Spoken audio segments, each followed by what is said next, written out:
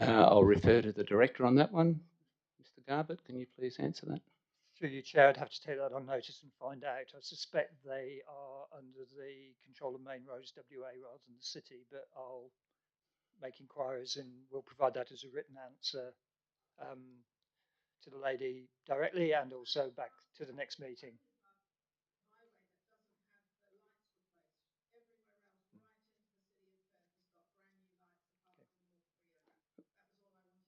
Thank you. Yeah, we'll take that on notice. Thank you. Any petitions, committee? Nil. Deputations, special deputations? Nil. Presentations by elected members? Nil. Confirmation of the minutes of the planning meeting dated the 6th of April 2022. I will move those minutes, seconded by Councillor Sullivan. All those in favour? That's unanimous. Thank you. Any elected member communication? Nil. Thank you. Okay, we'll now go into the items for discussion on tonight's agenda. The first item is PC 2022-1. It's a referred item, Stirling Highway, number 110, North Fremantle, two-storey mixed-use development, and it's been referred back to committee for further consideration. There are a couple of issues with this one. Oh, yeah. No. We'll take the speakers first before we get into some of the issues. First speaker on this will be Deborah Friedman. Deborah, are you able to? You'll have 3 minutes, at which time we'll give you a bit of a hurry up if you're still going. So if you can contain your speech to 3 minutes, that would be great. Thank you. And there may be questions from the floor afterwards. Yep.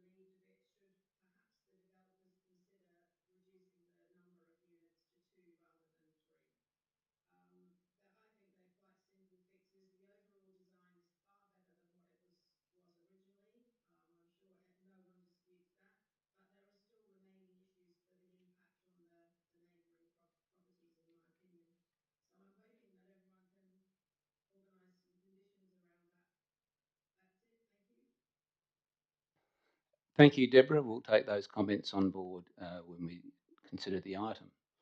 The next speaker online is Jonathan Cheer. Are you there, Jonathan?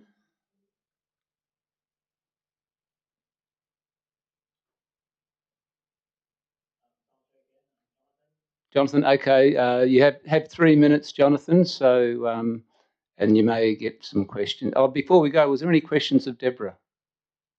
No. Okay, Jonathan, your 3 minutes starts now. Thank you.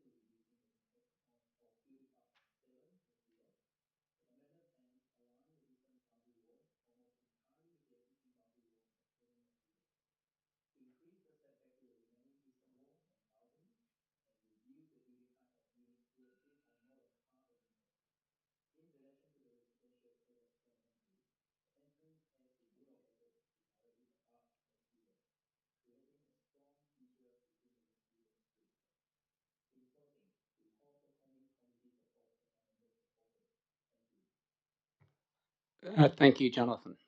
We'll take those comments into consideration. The third speaker on this item is Tom Hockley. Tom, are you there, please? Were there any questions of Jonathan before I move on? No? I'll keep forgetting that. Sorry, guys. Tom, you there? Okay, Tom, your 3 minutes starts now. Thank you.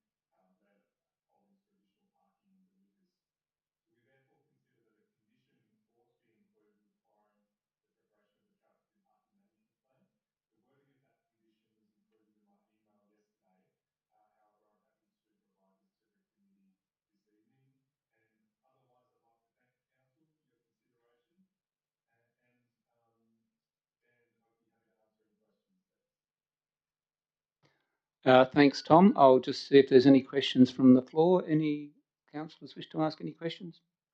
No? Thanks very much, Tom. Okay, so that concludes the public's input into this item. So I'll now put this into committee, and the recommendation is on page 31 of your agenda. Starts there anyway and goes through to about page 37. I'll move the officer's recommendation. Do I have a seconder? Seconded by Councillor Lang. Any discussion? Councillor, can you push your button, please? Push your buttons if you. Yep. Councillor Lang. Sorry, just getting back in the formalities of that. I've got a question. Addressing the concerns raised by the immediate neighbour, I understand we've done a lot of work with the applicant to reduce overshadowing of this particular site. There's a comment, there's still overshadowing issue and there's solar panels. Do we know if that has been relieved since the change of design?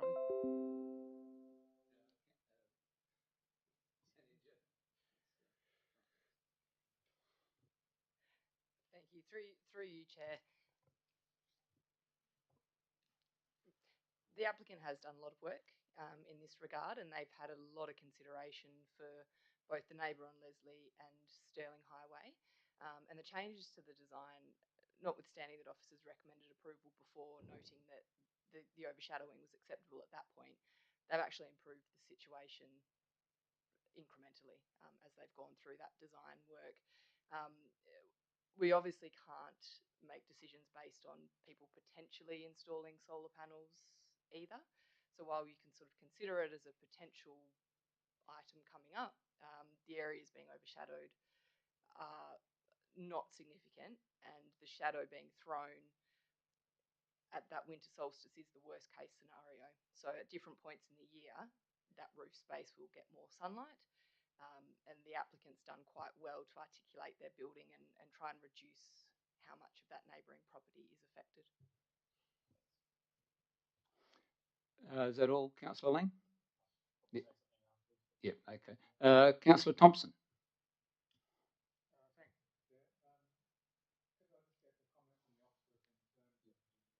Put your mark on.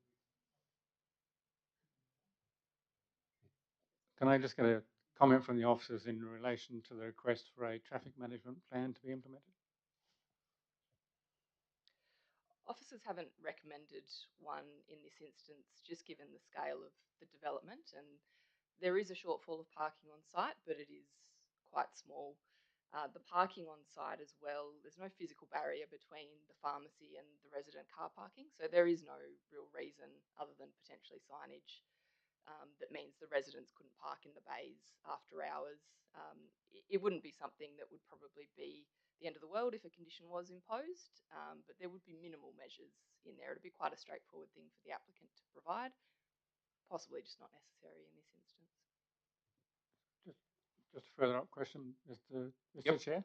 So in the event of the, I mean, in terms of traffic management, the biggest issue with Leslie Street is that it is an access road for the B doubles, is that what they're called? Anyway, big trucks, and at certain times of the day. So I am presuming that if there were any difficulties that arose after the development was completed, that could be managed internally by parking arrangements. That's all. Sorry, just wanting to clarify what your query is. Is it about during the construction phase of the development or post? Post-construction. So as Mr. Hockley pointed out, there has been a reinstatement of no parking and line marking on Leslie Street. So the parking team, if there were issues with people parking illegally in that area, could be monitored. The idea of marking that out is to ensure that the truck movements can occur without cars being parked in the way. Now, driver behaviour is always something that is tricky to monitor and behave, and you can put as many parking and traffic management plans in place as you like. Enforcing those is another question. The Dingo Flour Mill is obviously there and operational, and the applicant is very aware of that, and I believe is looking to install signage on site to to inform people coming to and from the pharmacy. It will be something that will need to be monitored and managed, but probably more so through ensuring people aren't parking illegally in the way so that the trucks can continue to move through the street. Thanks, Chloe. Councillor Sullivan. Thank you. Obviously, when this came to committee last time, there were a number of issues that we needed to deal with, and we articulated those in the deferral quite well. And my view, typically when we've done that, is when we come back and reconsider the changes, we do need to focus on the matters that the planning committee wanted better resolved. And so I'm going to focus my conversation on those. And I'm start by saying that I think the outcome is significantly better and supportable in the form that it's come back in. And I thank the work that everybody has done in achieving that. And that includes consideration of neighbours and the applicant and the staff, obviously. In terms of the constraints that this site obviously has, it is an incredibly difficult site for anybody to redevelop, to develop. And we've seen proposals come for parts of it. We've never seen a proposal that resolved the whole site. The site to the south, while it's not as difficult to redevelop, it also has its levels of difficulty. And in many ways, we couldn't really untangle the sort of planning issues that both sites had. So it had to be something that there would be a bit of give and take. In terms of what someone would reasonably expect to be able to build on either of these sites, I think both applicants, the applicant for this site and also the applicant for the adjoining site, have pretty well reached the reasonable potential of their sites. When it comes to the issue of the overshadowing, I totally understand what the neighbour to the south is saying. Look, it's overshadowing my flat roof, but I could be using my flat roof for plants, and I could put a deck out there, and I could use it this way, I could use it that way. We can't really take all of that into consideration in the same way that perhaps we can't take into consideration that we've given a planning approval for a development on that site that would effectively butter up against this parapet wall, and therefore there would be essentially no overshadowing. So we're in this situation where we have to try and, in a sense, work out what are the most important things to resolve on the site. And where the committee got to last time was, look, the overshadowing is reasonable where the existing amenity of the adjoining property absolutely needs it, and where it doesn't absolutely need it, i.e. where it's got flat roof and it doesn't have skylights or solar panels or any of that sort of stuff, then it's shadowing over those areas typically. There were a bunch of other issues that the neighbour was concerned about, and there are some issues that we were concerned about in terms of streetscaping and the negative impact of building a building right out to the leading edge at Stirling Highway, blocking the views from Stirling Highway to the adjoining shop. So there are a whole range of issues, some of which were raised by the neighbour and some of which were raised by myself and Councillor Groom and others on the committee. They have been the focus of the changes. The way the front is dealt with now, in terms of the whole streetscape, in terms of how it respectfully treats the property to the south, how it respectfully treats the old office building at the flour mill, how it creates a sort of a reasonable streetscape along Stirling Highway. They are all significant improvements to what we had before. the way in which and this is one that Sue Groom and myself were very concerned about, the way in which the apartments are accessed and actually now have a clear street address, which is accessed off a footpath, not sort of by going through a car park, is a significant improvement, not only for the residents that are going to live in those 3 apartments, but also in terms of the streetscape. The other changes obviously were in consideration to the property owner to the east, where the parapet walls didn't align up. Well, they are in alignment now. The neighbour to the east was also concerned about the loss of sky. Well, the proponent has moved the development a bit further back than I think that they actually technically have to move it back in terms of meeting the codes. So in that sense, they've done quite a lot to get it to the point where it's significantly better and therefore should be approved. In relation to the concerns about traffic management, while I would be happy to see a fairly minimal effort made in terms of a parking management approach that would include basically allowing visitors to the 3 apartments to actually park there at night time if they're going there at night. I think that makes perfect sense. I think the management of the road itself is really something that is the council's responsibility. A traffic management plan would normally relate to a much, much bigger development than this. Something of the size of, say, a new supermarket in Hilton probably would normally have a parking management plan. It would indicate that maybe the road needs to change. So I don't think we should be looking at a traffic management plan in this instance. But as if committee was of the mind that a parking management plan was needed, it wouldn't, I think, cause significant extra work for the proponent.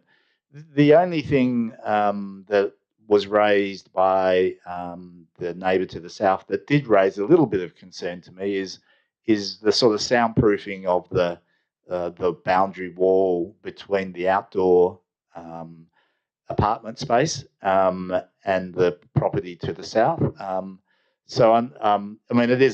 It's a screen wall, but I don't know whether that could be made to be solid. I'm not sure of the materiality of it, or whether that's something that is even covered through the planning codes. If that was a balcony to an apartment, it wouldn't even be raising a consideration about it. It's not going to be heavily used. There's 3 apartments. I can't imagine they're going to all be out there every night of the week. It's probably going to get used very occasionally, but it could be something that would equally be relatively easily resolved if it was just a solid wall. I don't know if it is. So I'll maybe get the manager to respond to that ask the committee to support it. Thanks, Chloe. Could you just respond to that, please? Thank you, Chair. I believe it is just a screen wall. The difficulty is even the noise regulations don't necessarily deal with people chatting out in common spaces. And while some noise might carry, like you say, it's a communal space that may be used occasionally. It's possibly more a question for the applicant as to whether they'd want to change the screen to a solid material. And given its proximity to the boundary, it may well be that the building codes need them to do that anyway. But it's possibly a question for the architect or their building surveyor. But in short, no real planning reason to make that wall solid. Thank you for that. Councillor Lang. Thank you. I guess some further background for the deputy committee members that are standing in this week. This item, as Andrew touched on, was extensively debated, and I just really wanted to make mention Jonathan, the applicant, has worked really hard to address all the issues we had. And I think, for me, one of the biggest silver linings of this proposal is how it now works together with the building at 108 next door. The designs are now similar. and from the street front, it will appear as one development, which is quite important for this corner landmark site in North Fremantle. And I know my colleagues Andrew and Sue have worked really hard behind the scenes. I've had a couple of conversations with the applicant, and the staff must have worked really hard on this. And I think it's a really good outcome where we've landed here compared to where we were last month. So I think I absolutely support new development, and hats off to everyone for all their hard work. Thank you, Councillor Lang. No other speakers on this item? No, I just reiterate what's been said. It has been a long process, and I think we've got a very good outcome. And is there any appetite for a parking management plan? There is not one from me, but if there is one, you've got an opportunity to move it now. No, not saying that. So, okay, I'll move the officers, well, the officers' recommendation has been moved and seconded. All those in favour? That is unanimous. Thank you.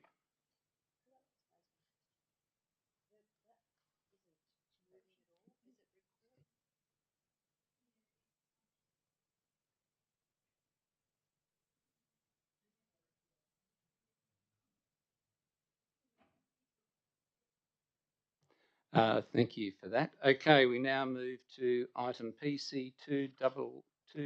We have a number of speakers for this. The first one will be, I've only got Gina, who's online. So if Gina's there, could we try and find you?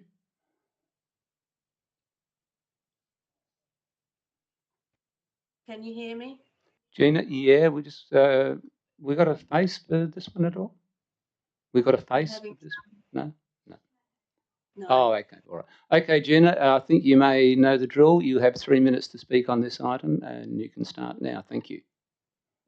Thank you. I have an email here from Alan Mason. He lives at 284 South Terrace. He says, I'm an owner of an apartment above the business in question and on the council of owners. If people leave the said business through the back door of the building, they can have access to our garage, which did happen last time, unaccompanied. Some of our residents work all different times of the day and night, coming home or leaving at night, and seeing people who don't belong in the complex is very worrying. Please find attached part of our bylaws. Regards, Alan Mason. I'm looking at the strata bylaws 5D and C.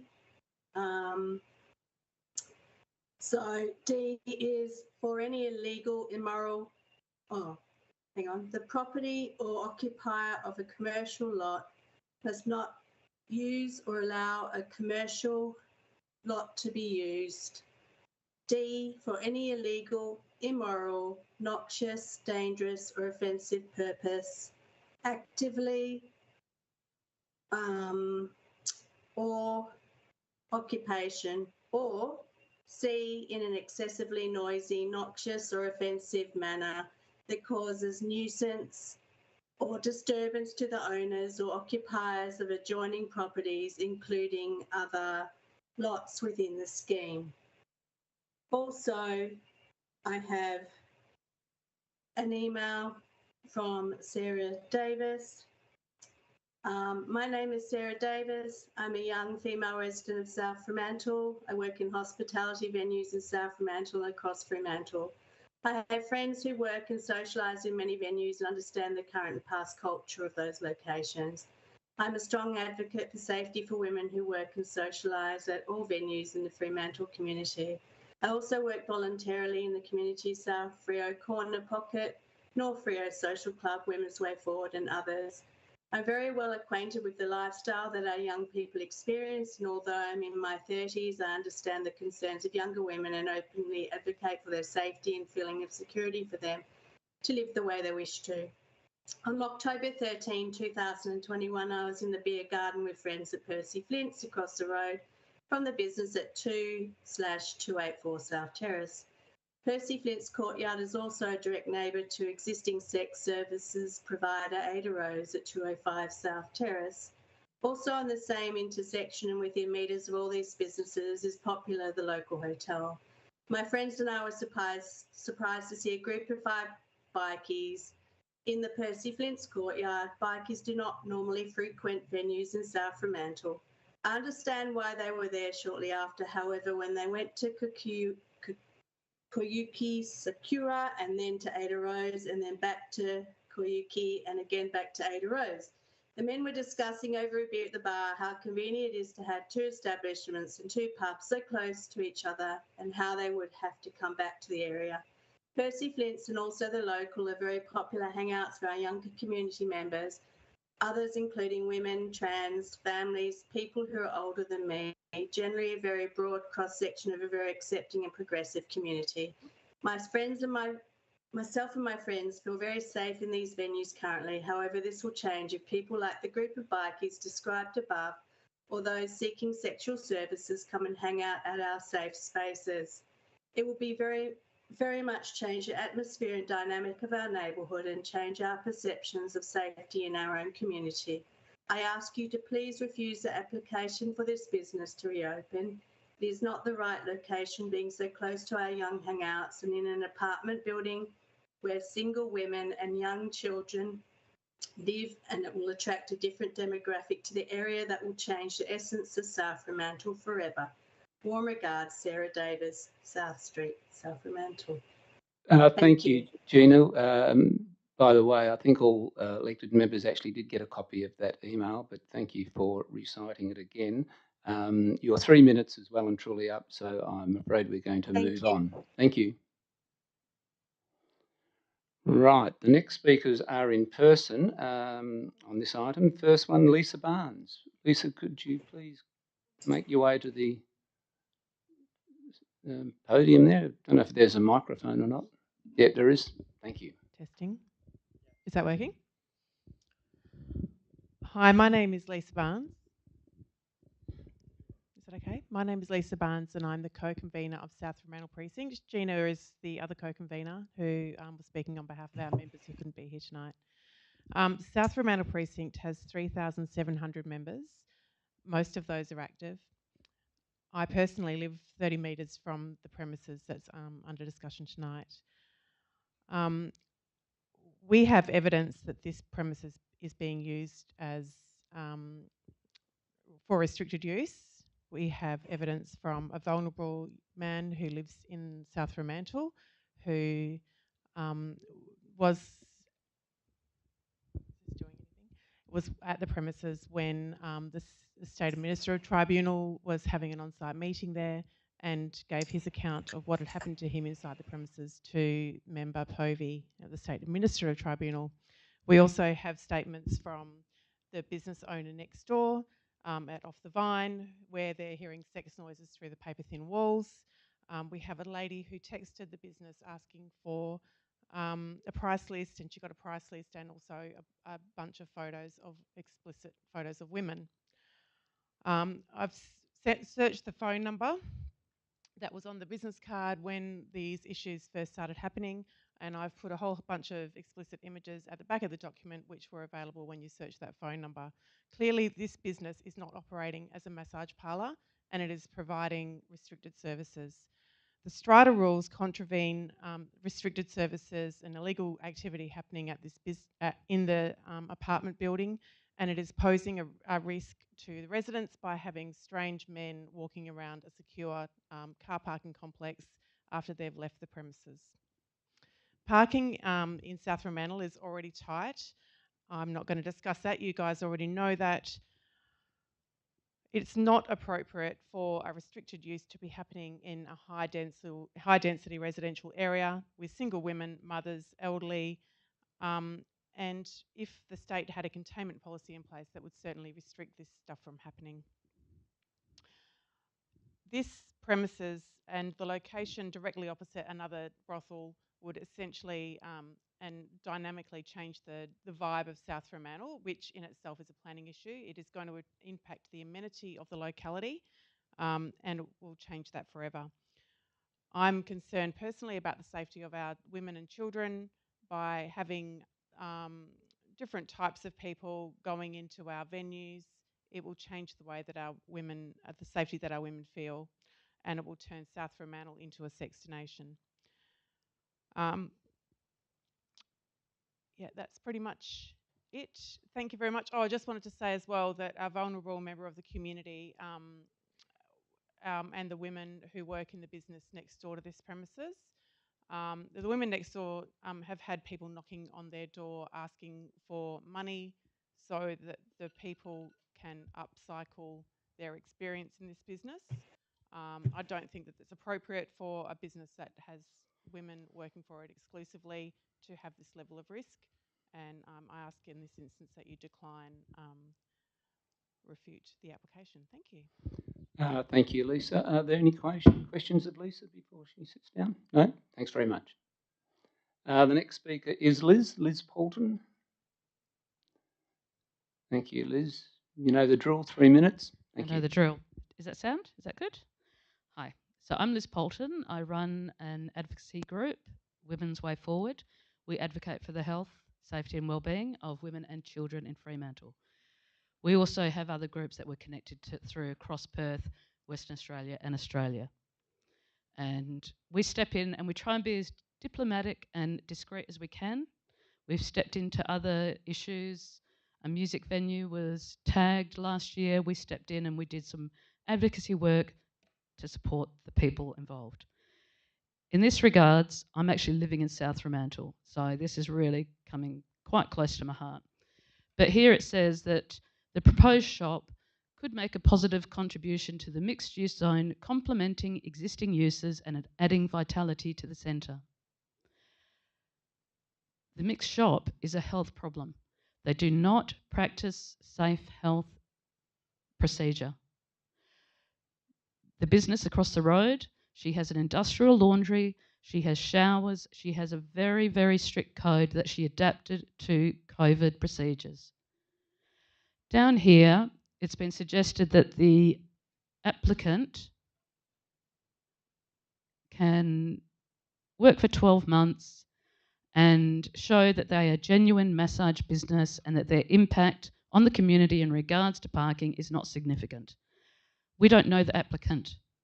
There's no transparency. We've heard a lot of uncomfortable stories, but we've never met her and she's shown, we wouldn't even know what she looks like, do we, Lisa? Nobody knows what she looks like. And she lives next door. So this, as an advocate for women, makes me very uncomfortable. And when I hear that you go, oh, this is just anecdotal, well, anecdotes are really important when it comes to women's health and safety and well-being. So they're my two issues, women's health and safety and the health of my community. We live in a port city. We need the women working in that industry to practice safe sex services. And that's all. Thank you for listening to me. Thank you. Questions of Liz? No? Okay, thank you very much. There's no other speakers on this item. So before I move the officer's recommendation, given that this is a SAT one, it's a little bit different, could I, and we've had 2 mediations by the looks of it, and now SAT have sent it back here, inviting us to reconsider an amended proposal. This is a little bit different. Could we get a bit of background and the implications and the issues around this, perhaps, Chloe? Thank you. Yes, thank you, Chair. So to give a bit of background, some of you will be aware that this application was refused in December. So the application was for a shop for beauty and massage.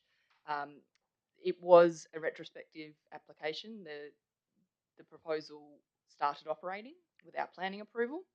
Compliance were notified and they submitted their application. And as far as we can tell, they've been closed since that time. So there was a small window where they were open and as the speakers tonight have alluded to, that is where they've heard various stories from community members. So the applicant has since applied to the SAT for a review of that decision. We have had 2 mediation sessions with the applicant, including heading out on site and viewing the premises. We do have a planning consultant who represented the city's interests in this one, given the officer's recommendation was originally to approve and committee did choose to refuse it. That consultant is very experienced in planning appeals for local government. And during the process, we also received some legal advice just on the question of massage parlours and brothels and land use, because it is something that comes up from time to time and various local governments deal with this issue. So I guess in summary, that the advice that we've received is that a suspicion of illegal activity is insufficient to refuse an application. You really need to have strong evidence that something illegal is occurring, and if there is strong evidence that city officers or a representative of the city have gathered, or perhaps the applicant has actually made an admission that they are running an illegal business, which doesn't always happen, has happened in a SAT case before. The person did admit they were running a brothel. That can be sufficient to refuse in the public interest. It almost becomes a use not listed, and then that needs to be worked through. At present, the applicant has put to us in writing that they are not proposing to operate an illegal use, that they will simply be offering massage services. And as I mentioned, it is closed at the moment, so there's no opportunity for us to go out and gather additional evidence. So even if things were occurring in the past, there's no guarantee they will occur in the future. And we have an application before us for massage, which is a shop under the planning scheme. So as a result of the mediation process, the applicant has put forward the proposal to operate for a year. So the recommendation includes, it's almost a sunset clause. So they've got if approval is issued, it would be for a year. That would then give them the opportunity to demonstrate that they are a genuine business. And if there are illegal activities occurring and complaints are being received, investigation could occur, notwithstanding that if there is a truly illegal use, it is a police matter. The other matter in terms of strata bylaws, while they may exist, they do exist in tandem to the planning requirements. So strata bylaws are not something the city can enforce. It is, of course, something the strata can enforce separately, but it is worth keeping in mind that is there, and it is for the applicant to make sure that they are adhering to the bylaws of the strata that they're in. So in addition to proposing that temporary 1 year period, so at the end of that year, they would need to return to the city to apply for planning approval again if they wish to continue operating. They've also proposed reduced opening hours to deal with the parking shortfall. So where they were proposing a 7-day a week, 9 a.m. to 8 p.m. operation, they have pulled that back with a day closed a week and some reduced opening hours on Friday, Sunday, and the other days as well, actually. So that's detailed in the report. So from here, I guess the options are to reconsider the previous decision based on the new information provided by the applicant and approve the proposal as per the officer's recommendation. Committee can choose to refer it to the full council to make the decision on this one. The SAT orders do allow enough time for further consideration by the full council if there is additional information perhaps sought from the applicant. I don't believe we have the applicant present to be able to respond to any questions. They could choose to amend the officer's recommendation with additional conditions, but I would suggest perhaps referring it on to full council to allow the applicant to respond to any additional conditions, or could simply opt to reaffirm the decision to refuse. So because we already have the decision to refuse, advance notice isn't necessarily needed for that, because it really is going, we've reconsidered your information, we don't wish to change our decision. So once an outcome is reached either at committee or at full council, the applicant then considers what that determination or decision is, and they can then either choose to withdraw their appeal or carry on. So a few more steps in the process yet, but given the officer's recommendation reflects what the applicant has put to the city, I would imagine they would choose to accept that reconsidered decision and withdraw. Thank you, Chloe. I think the best way to deal with this one now is to get it into committee. So I'll move the officer's recommendation on page 49. Do I have a seconder? Councillor Sullivan has seconded that.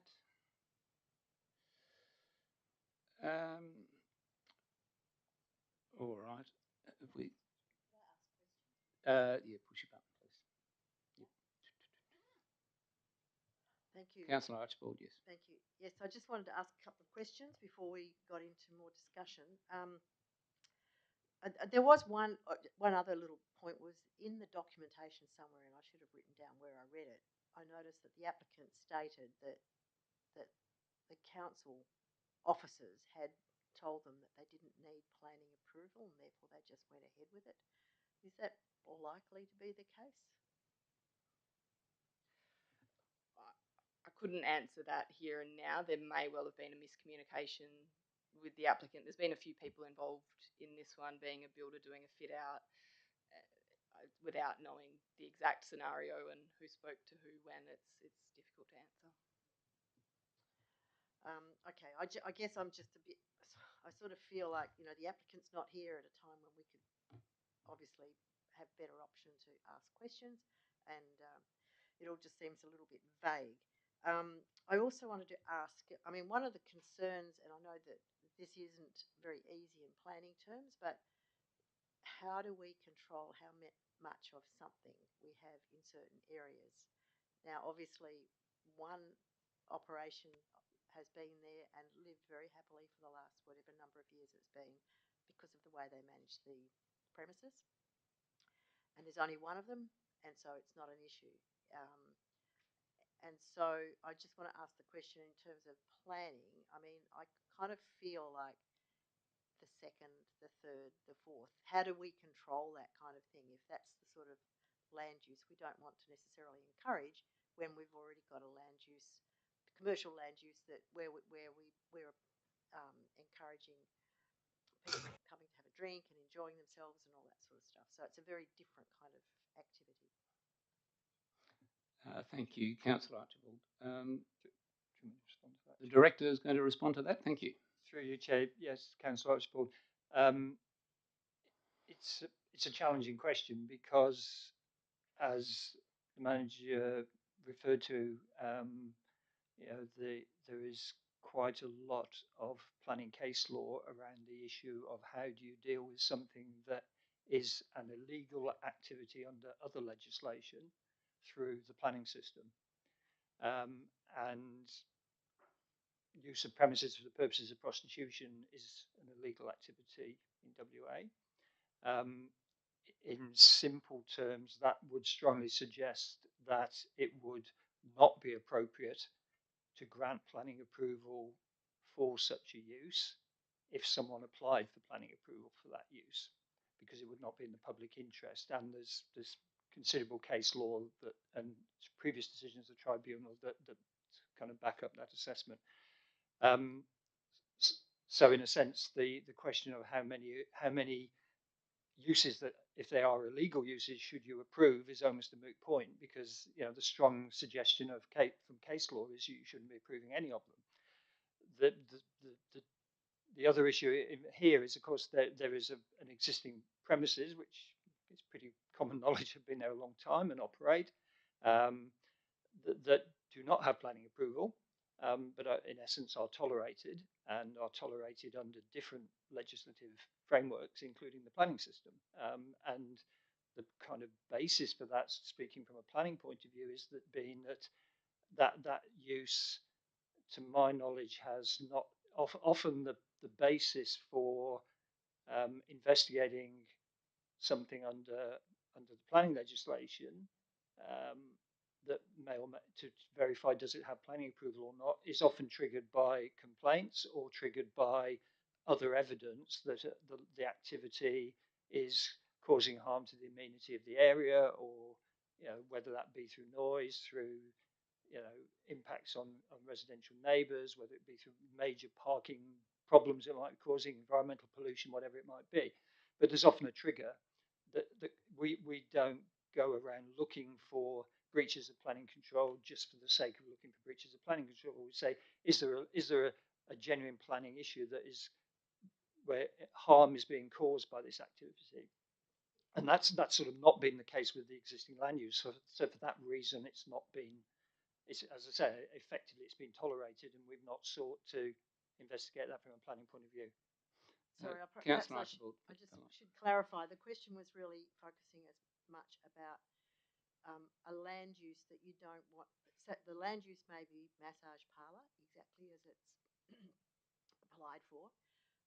But the question is, how many massage parlours do we want to have, legitimate or otherwise, in that area? Sorry, Councillor Archibald. Yeah, I mean, in land use, in planning land use terms, a massage parlour is defined as a shop. It's a type of shop. So what we're assessing is, so an essential question would be how many shops do you want to have in an area? Whether it be a shop that provides what are generally termed as, if you like, health and beauty services as opposed to actual sale of goods. That's a very difficult planning judgment to make. I mean, it depends very much. The scheme would guide you. It would say in a mixed use zone, which this section of South Terrace is, the scheme objectives give you an indication of, there should be kind of the shop uses ought to be at a relatively small scale and complementary to the level of activity in that area. And you would probably be looking ideally for a reasonably balanced mix of small scale retail, small scale office, other service uses, and residential. But it's a very difficult, it's quite a subjective judgment to make. But you would be guided by the scheme objectives for the mixed use zone that would suggest the scale of shop activities is relatively small scale. But when you to say how much is enough and when do you get the next one that you think this is the one that takes us across the line is a very difficult planning judgment to make. Does that satisfy your answer, Councillor Archibald? Yes, for the moment, I will speak to it because I think this is a critical issue in terms of how the area, how we want the area to run in planning terms. We'll get back to you shortly then. Can I just ask a question before we do perhaps get into a bit more debate to Chloe, the manager? If it's the will of the committee tonight to reaffirm our decision on the 1st of December, with the original conditions, if it went back to SAT and SAT made the decision on our behalf, would they be more than likely to reaffirm the opening hours and the original conditions? I know it's a bit subjective, but is that a possibility? Possibly, yes. So the original decision, Chair, was for refusal, so there were no conditions, but it may well be that SAT looks at what the officer's recommendation was and reflect that in conditions. It'd ultimately be up to the SAT in considering expert evidence and the like to determine if they issued an approval, what those conditions might be. Okay, thank you. Okay, Councillor Lawver. Yes, I'm sorry, I just had a question as well before we get into debate. So actually, a couple of questions. One is, if the officer's recommendation this evening is accepted by the committee, in that space of that 12 months, it wouldn't, if there were concerns about illegal activity, of course, that would be something that people could look into. But reconsidering this application, it wouldn't just be limited to that. Like, for instance, if they were operating on a Saturday against their hours of operation, that could also be something that we could take into consideration and then say, no, it's against the approval. Is that correct? Yeah, through you, Chair, the conditions would need to be adhered to. So if, for example, they did open on a Saturday, contrary to the condition of approval, the compliance team could definitely take action. So they are quite clear-cut conditions, like any other planning approval within that 12-month period that they've got their approval for, regardless of whether it's this business that opens or a shop selling clothes, they would need to adhere to those conditions of approval. And just one other question, if I may. Yes. Is there any way for us to consider the issue about access through that garage? Because when we did a tour there is some legitimate concern amongst those residents, and can we in some way restrict that maybe just to employees versus customers? Is that something that we would have the ability to do? Potentially, but it's almost a private issue between this unit in their strata complex, because the owners of the unit have got access to there, so it's almost up to them who they let in and let out.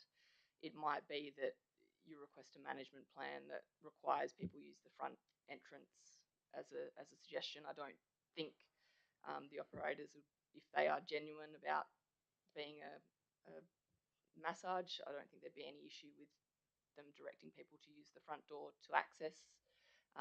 Obviously, there are car bays on site though, and parking is one of those considerations for approval. So if a customer was going to use the car park, they would obviously need to access the car park.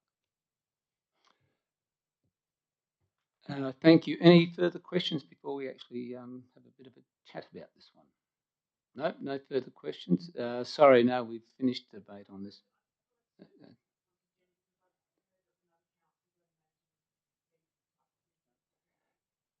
Sorry, no, once we're in committee, we've got to go. No, we've had a fair go at this one.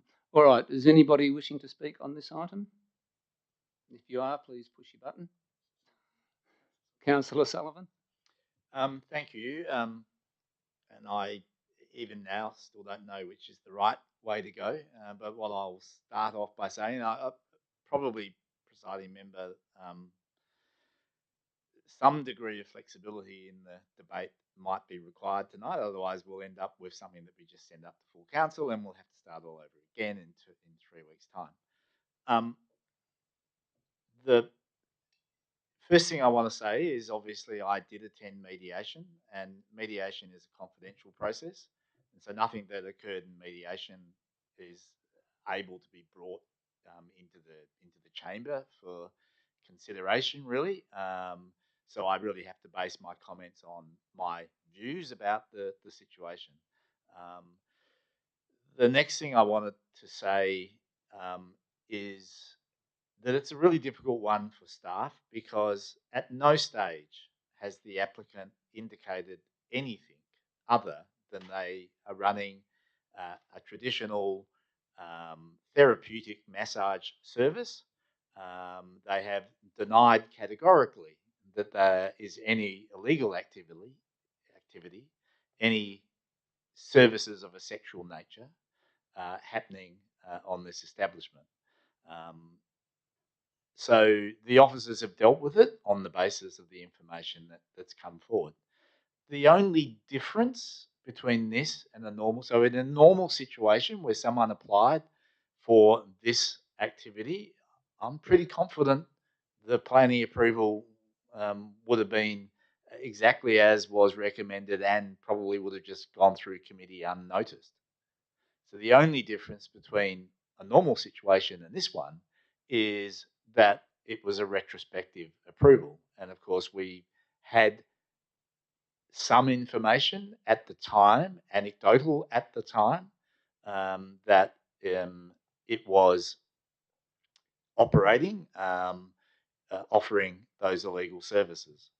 And that's why we refused it. But we probably didn't get a lot of legal advice. I don't think we got any legal advice at the time. And we didn't get any expert advice at the time either about the grounds for refusal. And I think the staff were perfectly reasonable in making or suggesting that you probably don't have a lot of grounds to refuse this, but it's certainly something that you can do it. And so we used our bluff in a sense. We basically said, well, if it looks like and smells like it's an illegal use, then we'll just take that on face value, and we might not mention it in the refusal, but we'll refuse it anyway. And that's what we did. And now it's gone to SAT. Now SAT, we need to take into account that the SAT process essentially starts the process from scratch. So whilst we've been through a mediation, if it goes back for a hearing, SAT can make any decision that we could have made under the planning scheme. They're not bound by anything that's already happened before. If there is a motion that we pass tonight and the applicant says, no, not happy with that, I want to go to a hearing, then we're back to exactly that scenario. So in other words, mediation will have been seen to have failed, and the applicant can go and argue the legal matters, legal planning matters at SAT. Now, do we know more? I mean, so I just want to do a bit of scenario planning here for the benefit of others, because I think this is really where we need to go in consideration of this. Do we have more actual evidence of illegal activity as opposed to anecdotal evidence? That would be very important. I'm not sure that we have sufficient. I mean, I've seen a lot of the things that the residents and the precinct group and the community more broadly have brought forward, and I've tried to back it up by checking myself, and kind of failed in being able to do that. So the level or the degree of evidence that I think would be genuinely accepted and submissible would be fairly limited at this stage, but it's not no evidence, right? And people could be brought to make statements or put in affidavits or the like. So there would be a degree, I think, of capacity to argue that we were justified, or that SAT should be justified in knocking this proposal back, because what is being applied for is not what they were doing. Because that's the real test. That is the only way, if it is genuinely an illegal activity, the only thing that is going to protect the community and stop it is for someone at some stage to be able to pass a planning a decision that says you have not applied for what you are doing. What you are doing is not something that is approvable. And I think that's really clear in my mind. A shop can be for a massage, therapeutic massage business. That's what it is. That's what a shop can be. But as soon as it steps over that line, it doesn't actually have a land use in the land use table, because it's not legal. It's not defined. You know, an illegal use can't be defined because it's illegal. So the moment that you can prove that it's an illegal use, it can't be defined as a shop, and therefore they can't go ahead. Having kind of said that, though, it is kind of open for SAT to go, well, we're not really talking about that. We're just saying, is it able to be used as a shop, any shop activity? Does the current shop activity matter in giving a planning approval? So SAT might turn around and go, look, your problem, it can be used as a shop. There's not a lot of difference between office and shop. Maybe the hours of operation at the city you're talking about are reasonable. There might be some reasonable conditions to put in there, but they might just turn around and say, not our problem. We'll approve it as a shop in any case. And then we'll be in exactly the same sort of situation of having to wait and see if the community identify or we identify the illegal activity. So I'm not sure. I guess where I'm getting to is I'm not sure which process gets us to the outcome that we need to get to most quickly. My sense is, and having listened to people that have advised us, is that we need more evidence. We're not going to get that evidence retrospectively.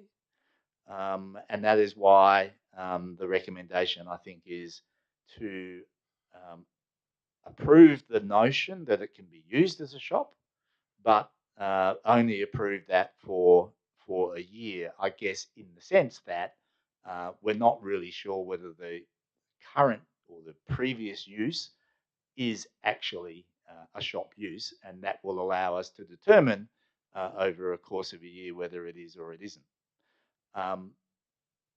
That's one version. The other version is to say, yeah, I think we've got a fairly strong community arguing the case, and we've got very small snippets of possible submittable and credible evidence, and maybe that's enough. I'm not sure. So that's our dilemma, and you know, it would be absolutely easy to put my hand on my heart and say, I just want to refuse this, but I also want to get the right outcome, and that's what we kind of like need to resolve tonight, I guess, is which version of it is the right outcome. I'm having been through the mediation, well, and particularly having listened to the expert opinions in a legal and a planning law kind of sense. I tend, not being an expert in that area, I tend to want to support their opinion, which is essentially to do what the officers have recommended. Going the other way might achieve the same outcome. I'm just not sure. Thank you, Councillor Sullivan. Councillor Thompson. Sorry. I mean, Councillor Sullivan, in his fairly lengthy way, expressed probably the same thoughts that I had. That and looking at it from a planning issue, it seems to me that we don't really have that much choice, because a shop is a shop. A shopping is allowable. The evidence, as Councillor Sullivan has said, that it's used for other purposes is not one that will probably stand up before a SAT, and certainly one that you wouldn't want to be taking a decision on at the moment. It also seems to me that there are two safeguards, if such they can be called. One is that the 1 year, and the business has to operate as it's proposed to be. The other safeguard, of course, is also that if there is illegal or activity going on which does not concur with our planning decision, then it would seem to me that the strata title body also has a say there, because presumably, and my experience at Leighton would be that the strata bodies have the capacity through the courts to actually enforce their rules. So there are two safeguards, but at the moment I can't see that there is sufficient evidence on which to make a decision to refuse. Thanks, Councillor Thompson. Councillor Lang. Thanks. It's a question on the 1 year. Where does that figure come from? Is there flexibility to change that, for example, to 6 months? So the 1 year, through you, Chair, has been put to us by the applicant in their proposed amended proposal. So they have they've thought about it, and there's been obviously discussions. Like Councillor Sullivan mentioned, we can't disclose what occurred during mediation, but it is a compromise that the applicant has put to us in good faith. Obviously, a year gives them enough time to establish the business and get going. I think there was reference in there of 1 to 2 years, and they've sort of said 1 year is their line. So it may run the risk of the applicant not accepting that 6-month period, but it is an option available to committee. Anything else, Councillor Lang? Councillor Lang?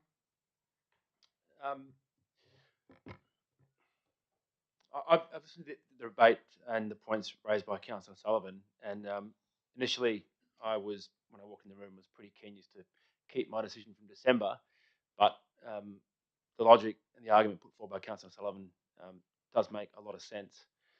But I am more inclined if we could perhaps, given what's been put forward and from the community, if we could keep this within a 6-month time frame. And I would like to propose a minor amendment to change it to 6 months if we can, please. Okay, Councillor Lang is proposing an amendment to 6 months. Anyone second that?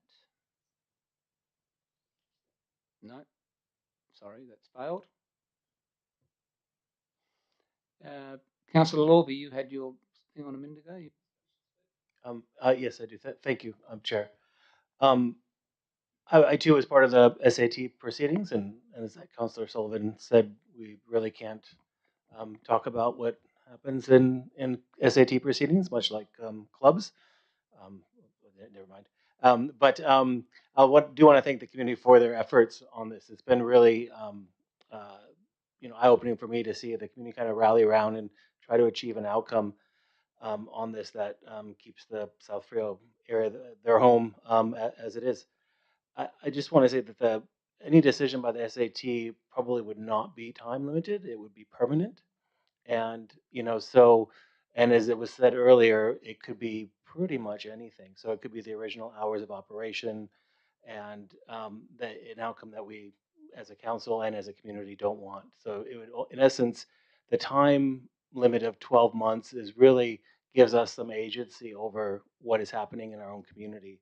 And I actually had some concerns, and I still kind of do, about the 12-month time frame, because I was initially thinking, oh, as a commercial operation, if it is what I believe the community was telling us the truth, if that's what it was, it may not be hard for them to wait that time out and just let it sit empty and then go forward.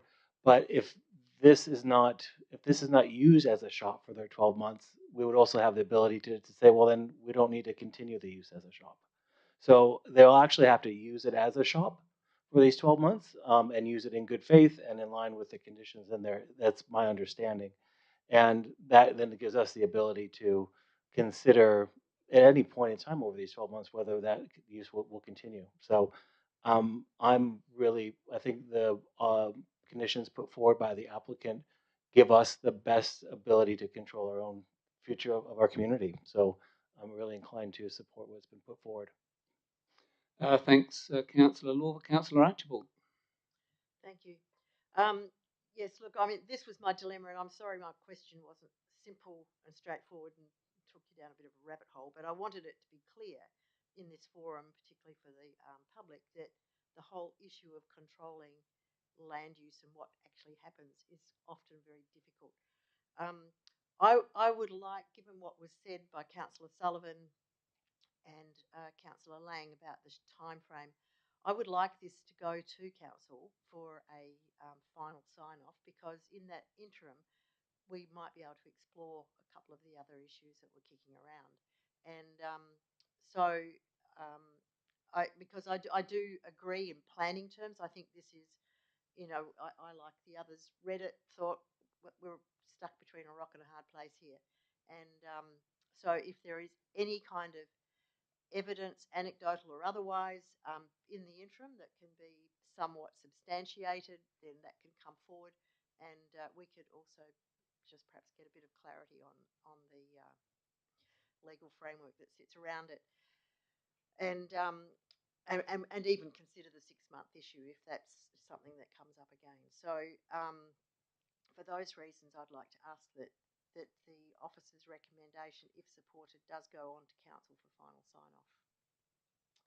And I'm going to support that. The other comment I just wanted to make too was that it has a clause that says we go and get public comment. We've got public comment, our planning scheme. We got public comment.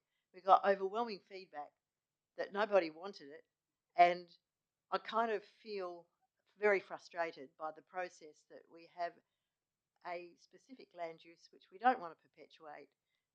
Massage parlour as it is too, I mean, we just may not want massage parlours in those localities, perfectly good ones. And so I find myself very frustrated that we get genuine public input and we can't really respond to it. And that's very frustrating as an elected member. So I will support the officer's recommendation, but ask that it be sent on to council.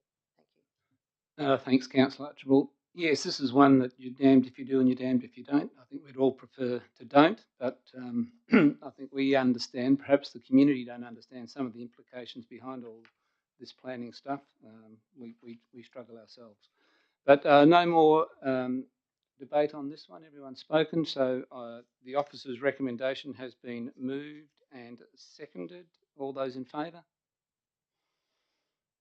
It's unanimous, and I request that this goes to full council in line with Councillor Archibald. we'll send this through to full council. So just for the community's sake, it's been approved by this committee tonight, as printed on page 49 of the agenda. I think you've heard how difficult this one is.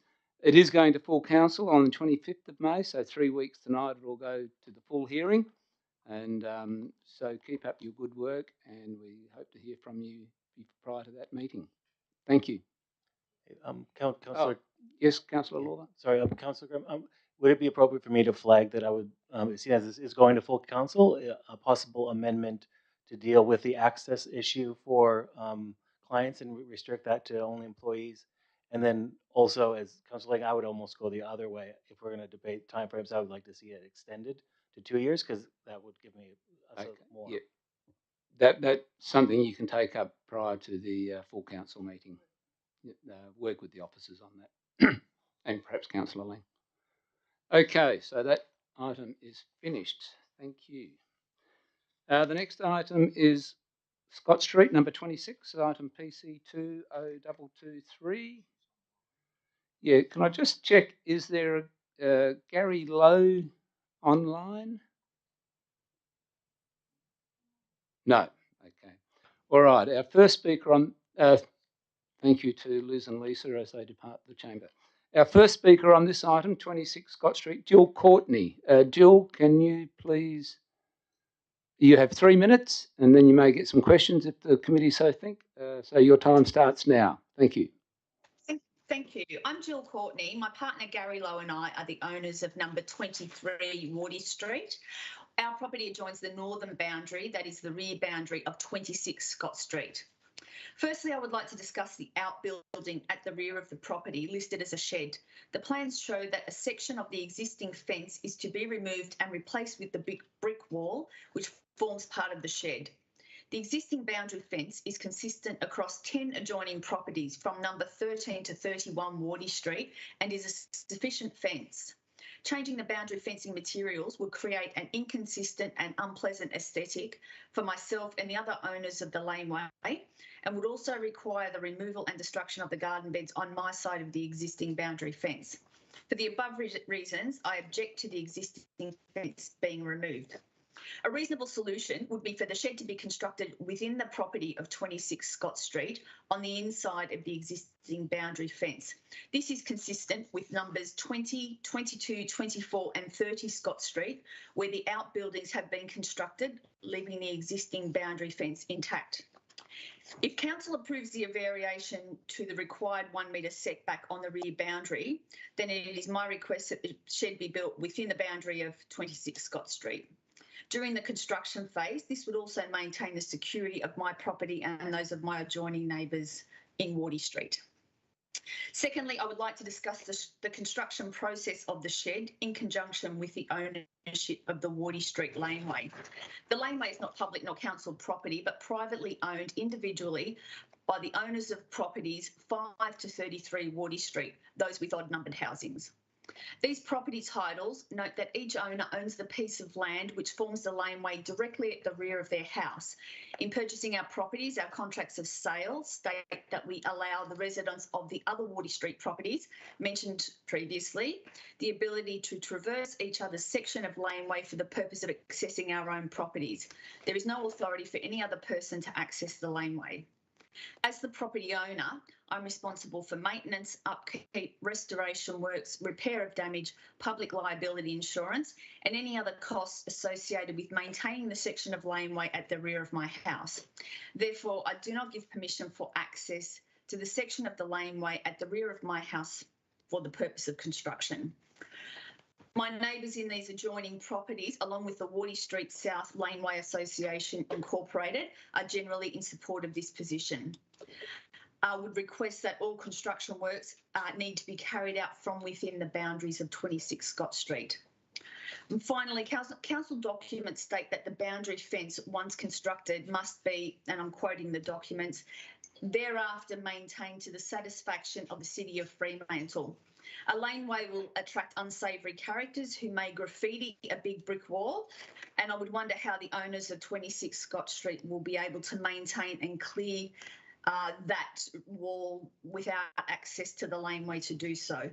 I'm also concerned that in making the brick wall the new boundary fence, that we may be liable for costs of maintaining that fence going forward because it is a boundary fence.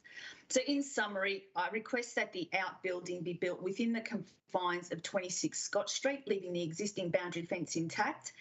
And just want to reiterate that there is no access to the laneway at the rear of the properties on Wardy Street for any purpose, for the purpose of construction or for any other reason. And thank you for your time. I appreciate that. Thank you, Jill. Any questions of Jill while she's online? No? Thanks very much. Thank you. Okay. Only one more speaker. Eamon Broderick. Eamon, in person, so can you use the microphone? Thanks, Eamon. And you're the applicant, I believe? Yes, that's correct. Thank you. And thanks to Jill for her comments. Just in brief regarding Jill's comments, I'm happy to agree with those. We can retain the fence to the lane and we can ensure that construction access is from our side of the property. It is a boundary fence between the two of us, so I guess the conventional boundary fence legislation would apply. But nonetheless, I think we can build our shed on our side of the fence and we can accommodate that request. So it's the first time I've heard it, but I'm happy to agree with that. I would just like to put forward two things. We have a recommendation for approval, so thank you. There are two planning conditions I'd just like to discuss. Condition 5 is that all fencing in the front setback should be no higher than 1.5 and permeable above 750 millimetres. That's the boundary fences in the front yard to my neighbours. We submitted this application on the 5th of January, and as I understand it, the local planning policy 3.6, which dictates that the height should be 1.5 rather than the conventional 1.8, was adopted by council in March, a couple of weeks ago. So I don't know if that's applicable to my application. That's a question.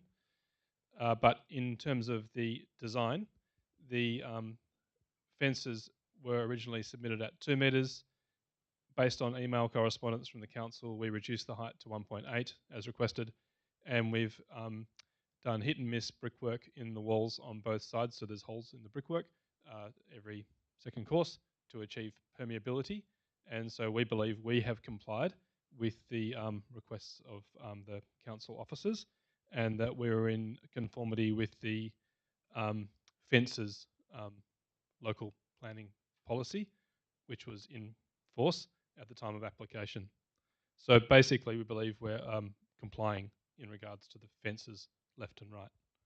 So that's so my request is that condition 5 is removed, because I suggest we're complying with the fences policy, and I wonder if the heritage policy 3.6 is applicable. But in any case, we're trying to do the right thing and build a nice new fence. So that's condition 5. Condition 7 is less complex. It's to do with the sight lines. So originally we had a 1 metre high fence along the footpath. It was requested to improve sight lines, that was reduced in height, which we've done. It's now 750 millimetres high, which I believe to be compliant, and that also includes between 1.5 metres of the vehicle access points. So I'm suggesting that the design's compliant, and therefore condition 7 could be removed because it's, in my view, redundant. So that's my two requests. Condition 7's a little bit moot because I think we're all saying the same thing, and condition 5 I'd like you to consider. Thank you. Thanks, Eamon. Any questions of Mr. Broderick? No? Thank you. All right, we'll move into committee, and then I'll seek some answers on the fences, but I'll move the officer's recommendation, which is on page 58. Do we have a seconder? Seconder, Councillor Lorva. Before we get into some discussion on this one, could the manager please give us some information on his request for conditions 5 and 7? Thank you. Thank you, Chair. The difficulty with planning policies being adopted during the assessment of an application is that a policy needs to be applied on the day of the decision. So we can't ignore the policy now that it's come into play. So while it is unfortunate that upon lodgement the policy hadn't been adopted by council, and now it has. It is something we do need to consider. Now, it is a policy about heritage areas, and being a planning policy, there is discretion in that policy. So it is open to committee to consider the fence proposed, consider the heritage advice we've received, which is why that condition of approval is there for the side fencing around that front yard, and make the call that the fence is appropriate for the streetscape. So this site is a little bit unusual in that it is a former industrial building in a more traditional streetscape. So the idea behind the condition requiring the fence be more open is to try and reduce the impact of the fencing in the streetscape, which does have quite open style fencing at present. Now, you could look at the building that is on site and sort of make the assessment that because it is so different already, is it really that big an issue if the fence is a bit different as well? But it does sort of start forming that barrier between properties. So I guess my recommendation is that the condition 5 regarding the height of that side component of fencing is yes, is valid because that policy is in play. In relation to the vehicle sight lines,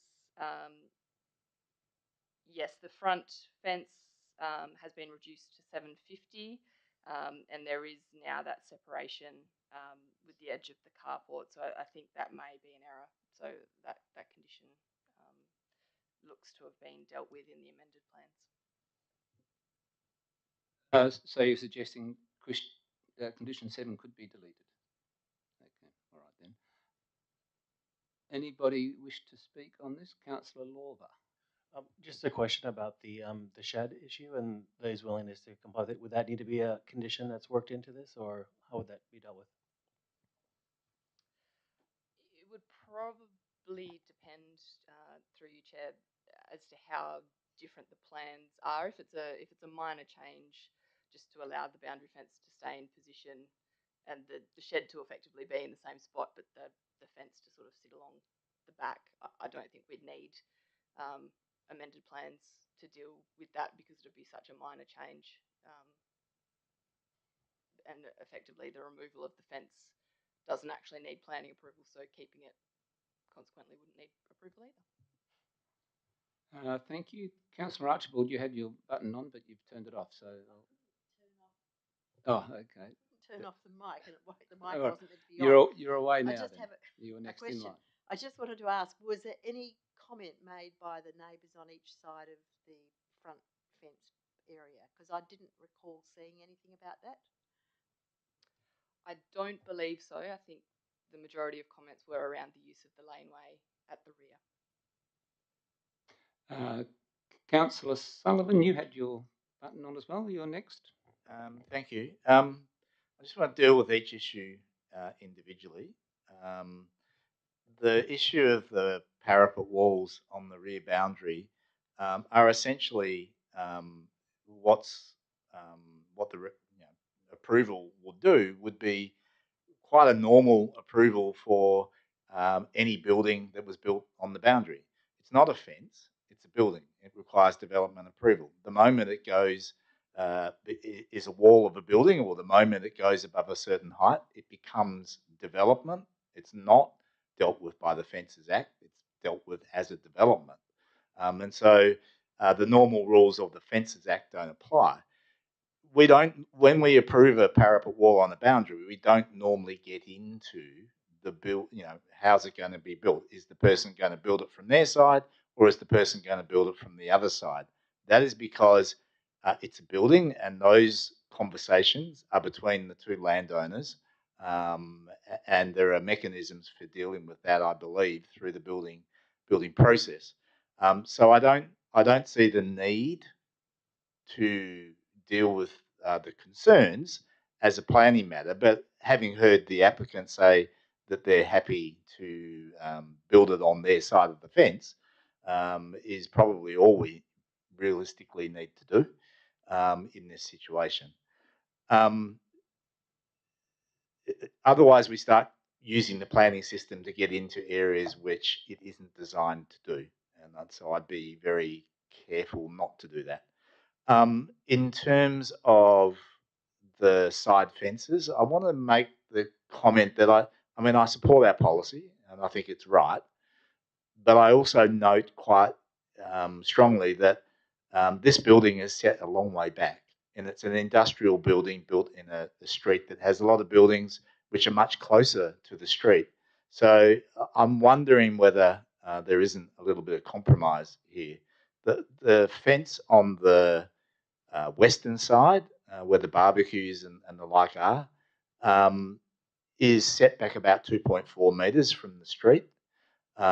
If the fence on the other side was modified so that the first 2.4 metres were also compliant with the fences policy, then that would be relatively consistent with what you'd expect elsewhere in the street, where a lot of the houses are literally, their verandas or the like are really only a couple of metres back from the street, if not, in some instances, even closer. So I don't see the need to apply the fences policy all the way back to the building, and I'm just wondering whether committee would support either deleting 5 altogether, because it really is only applicable to the eastern side, and if not, modifying it so that the requirement of the policy only applies to the first 2.4 metres like it does on the other side, or what's proposed on the other side. Perhaps the officers might want to comment on that possibility. Yes, could we just, before we proceed, just get an update on that one? Thank you. Yes, thank you, Chair.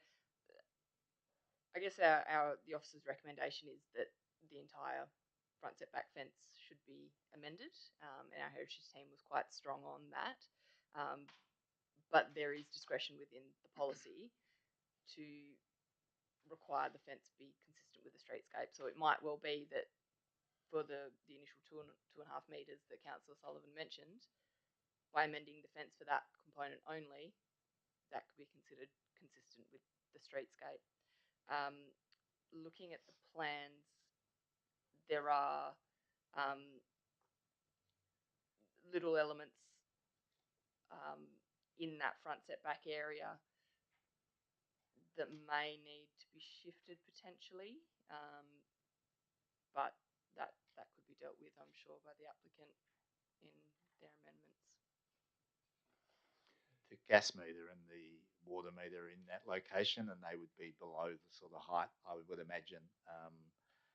So yeah, but you're right. I mean, it's perfectly modifiable, I suppose. It's just not going to necessarily match with the aesthetic that they absolutely want to try and achieve. So, and it may well be. I mean, the property next door is being redeveloped as we speak. I think that's the one, yes. isn't it? Yes. Yeah, there is. Yeah.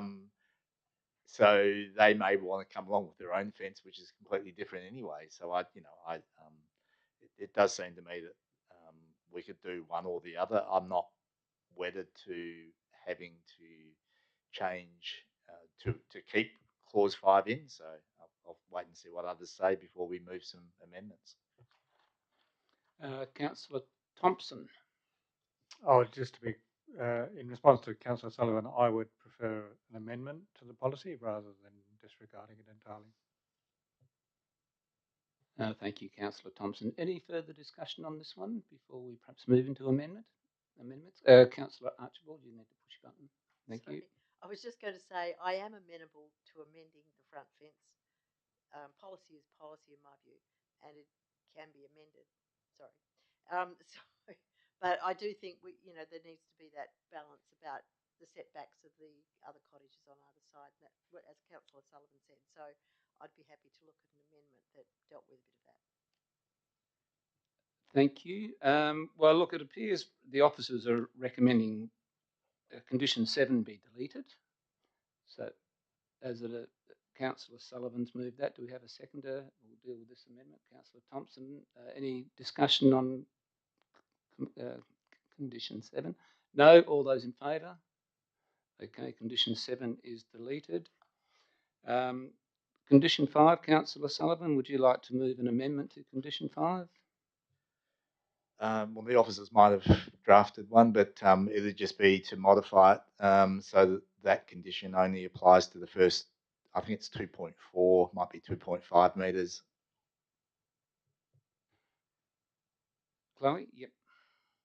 Yeah, I think simply you could insert it so that it reads, prior to the issue of a building permit for the development hereby approved, all fencing for 2.4 metres within the primary street shall be visually permeable above 750 mil and continue on. 2.4 metres was the... Yep, okay. I can't read the dimensions on the other side, but it's around about 2.4, so that would be suffice. Okay. Oops, got to push that. Councillor Sullivan's moved that amendment, seconded Councillor Thompson. Any discussion on that amendment? No? All those in favour? That is unanimous. Thank you. Moving back to the officer's recommendation now. The officer's recommendation as amended. Is there any further comment on that? No? So I'll move. That has been moved and seconded. All those in favour? That is unanimous. Thank you. Thank you. Hope you're satisfied with that.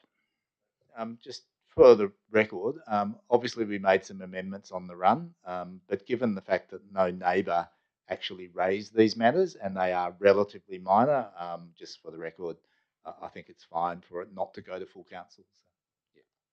So. Yeah. No, that's a delegated decision under committee tonight. Okay, thank you. Rightio. So Scott Street has been done and dusted. Right, moving on to PC 2002-4, number 32 Macleary Street. I will move the officer's recommendation. Do I have a seconder? Councillor Archibald, any discussion? No discussion. I'll move the officer's recommendation. All those in favour? That is unanimous. Thank you. Move on to PC 2002-5, number 9 Jenkins Street. I will move the officer's recommendation. Do I have a seconder? Councillor Sullivan. Thank you. Any discussion? No. I'll put the officer's recommendation. All those in favour? Thank you. That is passed. The only other one is PC 2002-6, the information report for May. I will move that. Councillor Sullivan's got his hand up to second it. Any discussion on any of the items in the information report? Councillor Archibald.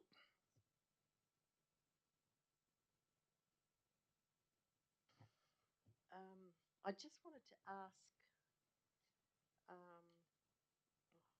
just got to go to it now. Oh, look, I can ask by email tomorrow. Don't worry. It was just queries about the SAT stuff or whatever it was. That's a lovely idea, Councillor Archibald. Thank you very much for that.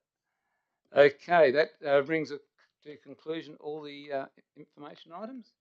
Oh, we've got to vote on that one. Sorry, yes, missed that. All those in favour? Unanimous. Thank you. We'll just run through the final motions here. Motions of which previous have been given: nil, urgent business nil, late items nil, confidential business nil. Closure at 7:48. Thank you very much.